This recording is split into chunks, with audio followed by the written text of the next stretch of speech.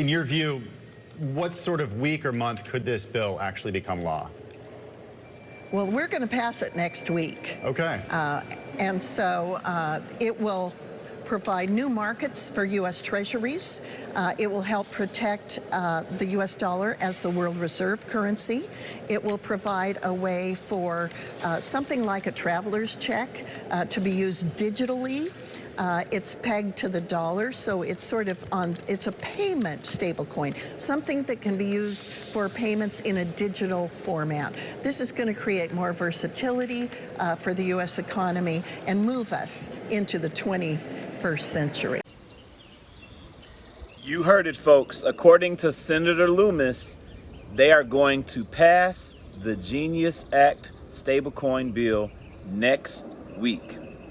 They're going to be working on it this week.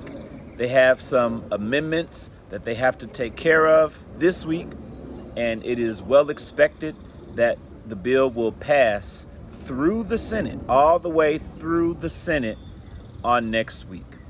So that is wonderful, people. The news about market infrastructure that they're working on right now is just great to hear. It's great to hear. Congress is moving. Congress is getting things done. Stablecoin Act is going to be first, followed by the Stablecoin Act. We know we have the FIT 21 bill. There are some others. There's another one, I believe, that's slipping my mind right now. But the point is, as long as the United States quickly gets this legislation done and gives Trump all the bills he needs to sign, and if he's signing multiple bills by August, ladies and gentlemen, the lawsuit will be over by then as well.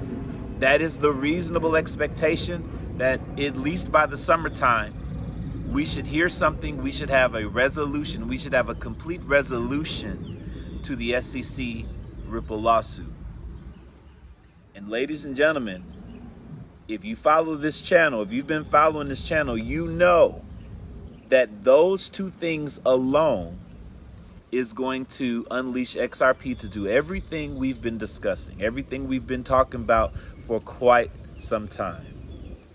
Once we're finished with the lawsuit, there will be no barriers for the SEC to approve the 18 or 20 or so XRP ETFs that have already been filed.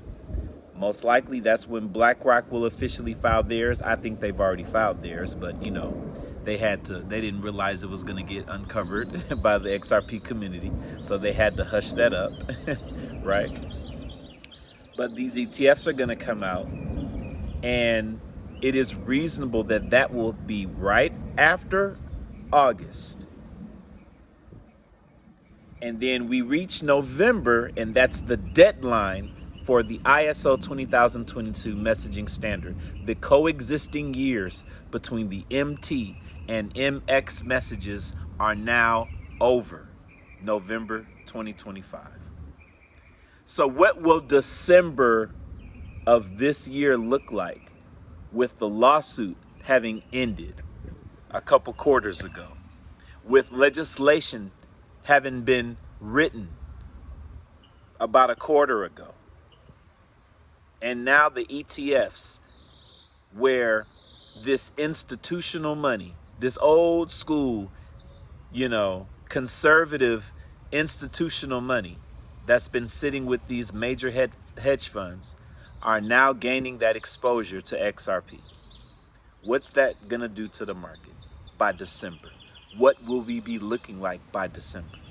Ladies and gentlemen, if you're asking me, which many of you do, it is my opinion, in that type of world, it is reasonable that we might see a 3-digit XRP. Do I know? Of course I don't. But it is my belief that in a world where the legislation is written and banks have the green light and they understand how to engage with these cryptos, they understand how to engage with these stable coins that are being used. And if XRP is going to be the bridge liquidity system of this new financial system, then all this traditional value that has been moving for years is just switching to new rails, people. And XRP is going to have to provide the sufficient liquidity to handle all of these transactions as its role as a bridge currency in this new financial system. The switch, I believe, will be flipped this year. End of the year, people. When the 6 world events I've been talking about ever since early 2024. So it's been over a year now I've been talking about this. When they finally end, XRP will be unleashed. When they all happen, is what I mean to say. XRP will be unleashed to do its utility thing. What are they? Number 1, AMMs came out. Number 2, the lawsuit being over. We haven't gotten there yet. Number 3, the change in power in the SEC. We did that. That should have been 2 because that happened first, right? So AMMs, change in power in the SEC. Number 3, lawsuit being over. Number 4, legislation being written. Number 5, ETFs. Last one is a Ripple IPO. We don't even need a Ripple IPO for these things to come into fruition, right? Ripple will probably still IPO in the future, maybe in sometime 2026, maybe, right? When everything is right. But even without a Ripple IPO, those first 5, it's coming, people, and it's coming this year, and it's going to send XRP to numbers that we will smile about. Yes, that's what I believe. So I appreciate y'all for rocking with your boy. I'm going to get with you guys on the next one. You need to know for tonight, we have a Cryptex meeting tonight. If you've never heard about Cryptex tonight, you need to understand what this is about. If you do know what Cryptex is about, there's going to be a specific portion in tonight's meeting that you want to hear about dealing with a particular bank, okay? So this information is for people who are already involved with Cryptex. They have some information tonight they want to share about a particular bank dealing with our Cryptex contracts, okay?